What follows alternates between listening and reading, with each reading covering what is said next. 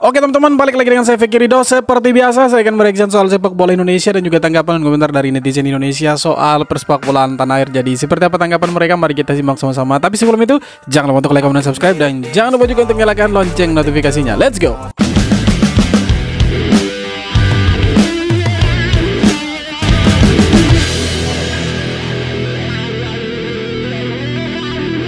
Akhirnya Martin Paes bisa membela timnas Indonesia mulai hari ini. Itu resmi diposting oleh Pak Erick Thohir, dikabari oleh Pak Erick Thohir. Sebelumnya gua sebagai fans timnas Indonesia mau berterima kasih kepada Pak Erick Thohir beserta jajarannya yang telah berjuang mengurusi persoalan Martin Paes hingga bisa membela timnas Indonesia.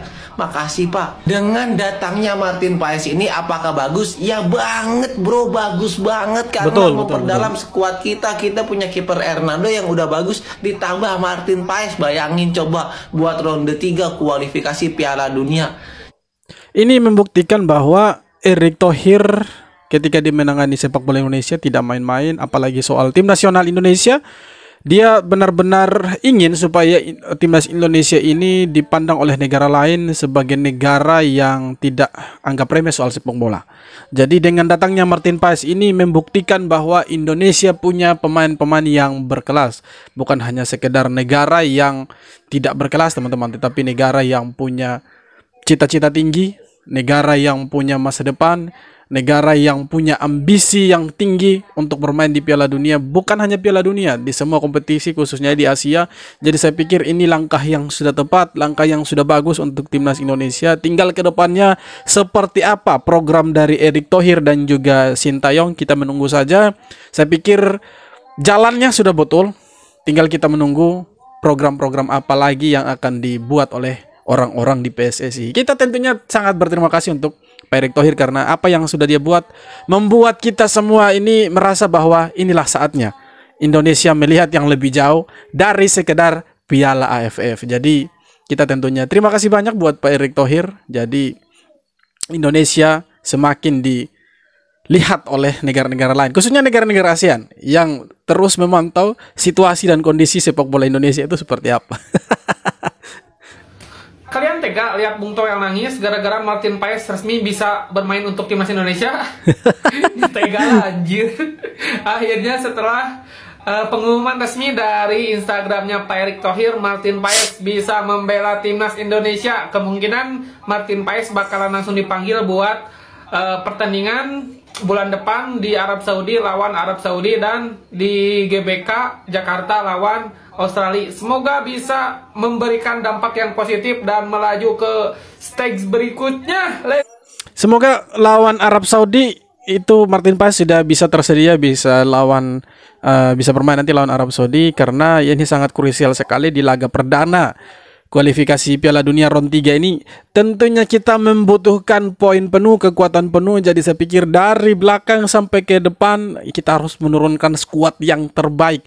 Jangan sampai kita kecolongan di pertandingan pertama, karena itu akan sangat-sangat menentukan mental kita ketika bermain dengan negara-negara seperti Jepang, Australia di kualifikasi ronde ketiga teman-teman. Jadi semoga Martin Paes bisa tersedia ketika lawan Arab Saudi teman-teman. To play in September against Saudi Arabia and Japan, and I just can't wait to play in front of the fans there in the stadium. Nah, dia bilang dia bisa tersedia nih teman-teman. Jadi ya semoga dia bisa bermain untuk Indonesia nanti teman-teman lawan Saudi Arabia. Kita lihat komen dulu seperti apa komennya. Sudah resmi, barusan lihat postingan Pak Erick Thohir. Iyalah, kalau nggak percaya lihat PSSI. Ya, Erick sudah beri segalanya.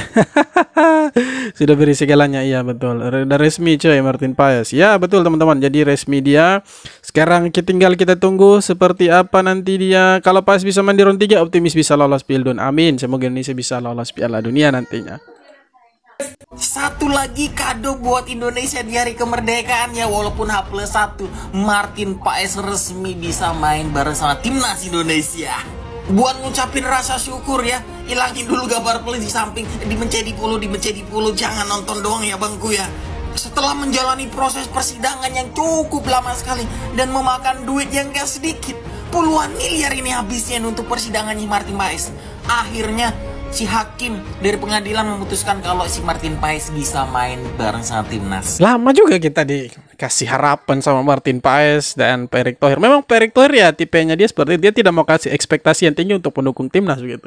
Tapi akhirnya jadi juga begitu. Dia maunya itu satset langsung jadi begitu. Makanya kita lihat Martin Paes ini ya cukup lama juga sih ketimbang beberapa pemain yang lain seperti Ragnar, seperti Ivar Jenner, Tom Hey dan lain.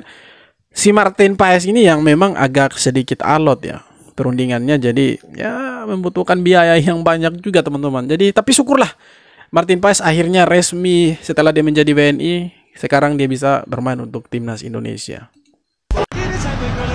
No galau-galau, Martin Paes resmi bela Indonesia. Ini aksi-aksinya dia waktu dia masih ini main di FC Utrecht kan teman-teman. Coba kita lihat. 1, 2.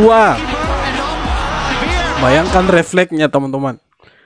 Ini kalau dia bermain untuk timnas, kemudian kita lawan negara-negara kuat, lalu dia punya performa sama seperti dia masih main di Utrecht atau di FC Dallas, saya pikir Indonesia akan sangat sulit sekali dibobol, apalagi kalau kita punya back tangguh seperti J.I.C.S, Elkan Bagot, Justin Hapner, ya kan, Rizky Ridho, Jordi Amat. Saya pikir aduh ini saatnya kesempatannya kita untuk bermain di Piala Dunia nih teman-teman. Kita lihat dulu komennya seperti apa ini.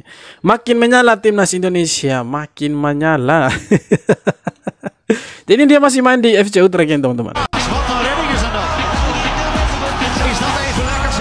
Gila sih Martin Paes ini. Tapi memang kalau kita lihat pemain-pemain diaspora Indonesia ini kebanyakan dari FC Utrecht teman-teman. Jadi sepertinya FC Utrecht ini dia yang mencetak pemain-pemain keturunan Indonesia yang berkelas. Kita lihat ada Martin Paes, ada Ivar Jenner, kemudian ada beberapa pemain diaspora naturalisasi yang sebelum-sebelumnya ada Mark Locke, kemudian ada si Lili Pali, kemudian ada siapa lagi? Irfan Bahdim. Itu semua jebolan-jebolan dari FC Utrecht ini teman-teman. Kemudian kita lihat di sini ada yang terbaru Martin Paes. Jadi saya pikir sebenarnya timnas Indonesia ini harus berterima kasih dengan FC Utrecht. Karena FC Utrecht ini dia yang menyumbang pemain-pemain diaspora ke kita Indonesia ini ya kebanyakan dari sana begitu. Dan dia yang menciptakan atau menggolkan ya, dia yang membuat pemain-pemain ini bersinar kemudian dibeli oleh negara-negara lain ya. Kemudian ada Ivan Jenner juga. Jadi ini pemain-pemain Indonesia yang sekarang ada di starting 11-nya Indonesia yang sering bermain dengan STY ya. Itu semua rata-rata dari FC Utrecht teman-teman. Ada beberapa itu seperti Sain Patinama, itu mereka kan dari jebolannya FC Utrecht. Jadi kebanyakannya dari FC Utrecht. Sah, FIFA setujui Martin Paes bela timnas Indonesia. Saya mau main juga. Memang Martin Paes datang di menit-menit terakhir, jadi ini seperti kado istimewa buat ya, Indonesia gitu. Karena setelah kita merayakan 17 Agustus ulang tahun Indonesia, akhirnya kita dapat hadiah. Apa hadiahnya? Hadiahnya Martin Paes. Saya pikir bukan hanya Martin Paes tapi ada Ole Romeni, tapi ya Ole Romeni akhirnya kita ya batalkan dulu kita punya cita-cita. Kita harus ya, berterima kasih dengan Pak Erick Thohir karena sudah berhasil membuat Martin Paes jadi bela timnas Indonesia. Tinggal kita menunggu gerakan-gerakan senyap apa lagi dari Erick Thohir untuk timnas Indonesia ini teman-teman.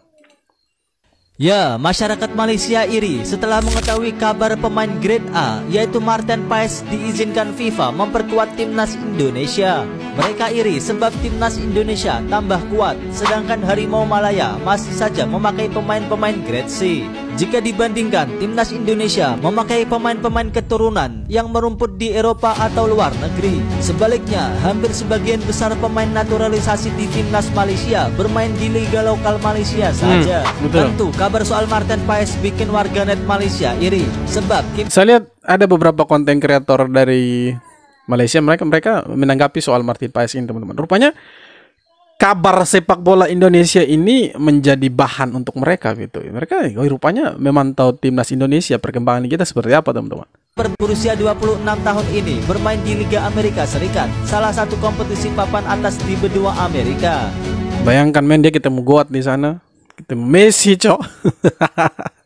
Gila tidak? Gila. Bang, ada kabar baik ya untuk Martin Paes. Nah ini sekarang tanggal berapa? 18. Kemarin tanggal 17, hari kemerdekaannya Indonesia. Dan ketum kita kerja dengan silent dan memberikan hadiah untuk kita semua di hari kemerdekaan.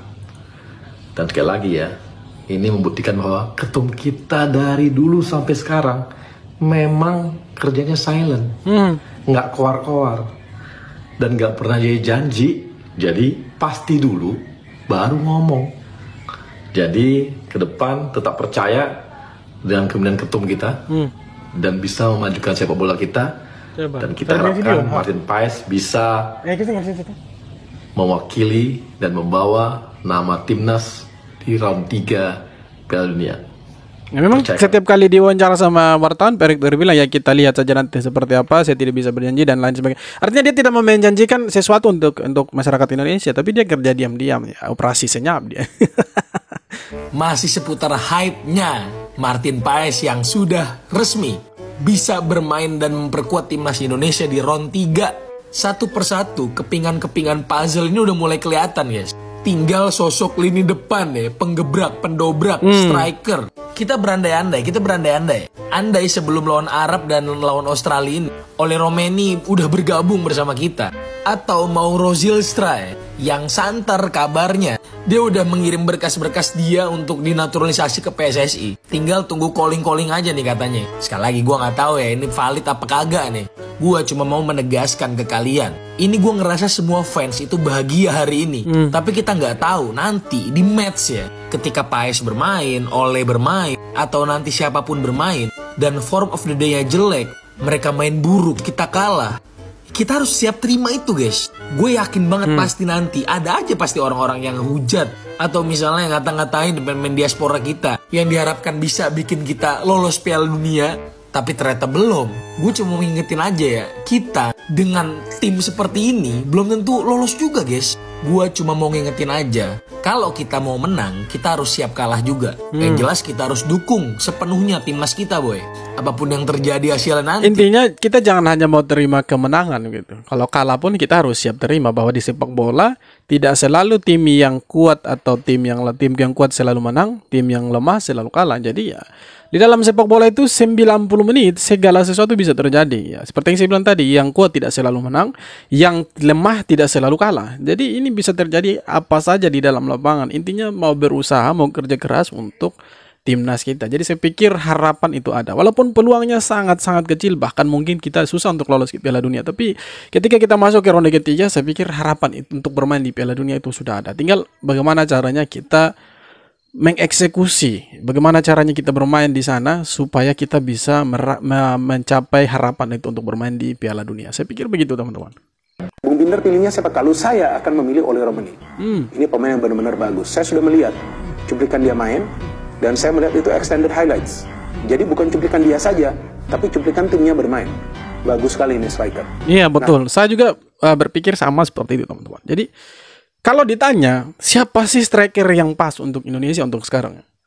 Secepatnya bila perlu datangkan si Ole Romeni. Dengan bergabungnya Martin Paes bersama timnas Garuda, ini dia prediksi starting line up timnas Indonesia menghadapi kualifikasi Piala Dunia ronde ketiga. Sebelum gue lanjut, buat yang masih ada tanda tamar di sebelah, dipencet, di follow-kan gue, sikat. Ya, seperti biasa, Coach Sintayong menggunakan formasi 3-4-3. Kalau biasanya kita mulai dari belakang atau dari penjaga gawang, sekarang kita mulai dari striker, guys.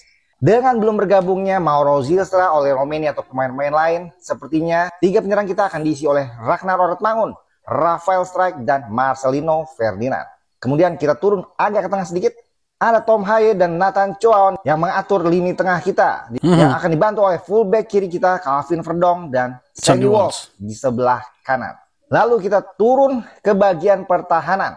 Trio center back yang kemungkinan akan mengisi pertahanan kita yaitu Jai Izas, Jordi Amat, dan Rizky Ridho. Mungkin kalian banyak yang bertanya kenapa Jordi Amat masih dipanggil. Bukannya dia masih mendapatkan hukuman kartu merah? Nah, berdasarkan informasi yang gue dapat dari Pak Sumarji dan asisten pelatih Coach Nova, Jordi Amat hanya mendapatkan 1 hukuman saja. Jordi dapat membela timnas Indonesia ketika menghadapi Arab Saudi. Sementara Justin Hapner masih harus menunggu 1 pertandingan lagi, yaitu ketika Indonesia akan menghadapi Australia. Dan posisi terakhir penjaga gawang yang sangat kita tunggu-tunggu adalah debut Martin Paes bersama timnas Indonesia nanti tanggal 5 September di Jeddah ketika Indonesia akan... Ya kalau kita berandai-andai skuadnya memang seperti ini, saya pikir ya lawan Arab Saudi, lawan Australia atau Jepang, kita bisa mengimbangi mereka, teman-teman. Bisa sih kita imbangi mereka. Udah tahunan gue bilang, lu kalau ngikutin gue lama, udah bertahun-tahun gue bilang, AFF bukan level kita. Ini buat try out aja. Bahkan di futsal gue masih inget, kita ada AFF juga kan. Memang AFF ini tidak penting, teman-teman. Seperti yang sudah dibilang sebelum-sebelumnya, dia ini piala ciki begitu. Ini ajang uji coba untuk timnas Indonesia. Jangan jadikan ini sebagai tolak ukur atau patokan. Yang harus kita lihat, ya 1 langkah atau 2 langkah di depannya piala AFF seperti piala Asia dan piala dunia. Kalau kita lihat piala AFF boleh lah, tapi jangan jadikan itu sebagai tujuan, karena piala AFF ini tidak masuk, selain tidak masuk dalam kalender FIFA, itu hanya sekedar piala di kelas-kelas ASEAN saja, bukan secara keseluruhan Asia, teman-teman. Jadi menurut saya yang dibilang sama Coach Justin betul, kita levelnya bukan piala AFF, tapi lebih dari piala AFF kalau melihat potensi pemain dan komposisi pemain yang ada sekarang, teman-teman. Jadi saya kira seperti itu. Oke teman-teman, jadi itu dia beberapa video tanggapan dan komentar dari masyarakat Indonesia untuk persepak bolaan kita. Dengan datangnya Martin Paes, saya pikir ekspektasi dan juga harapan untuk sepak bola kita semakin tinggi.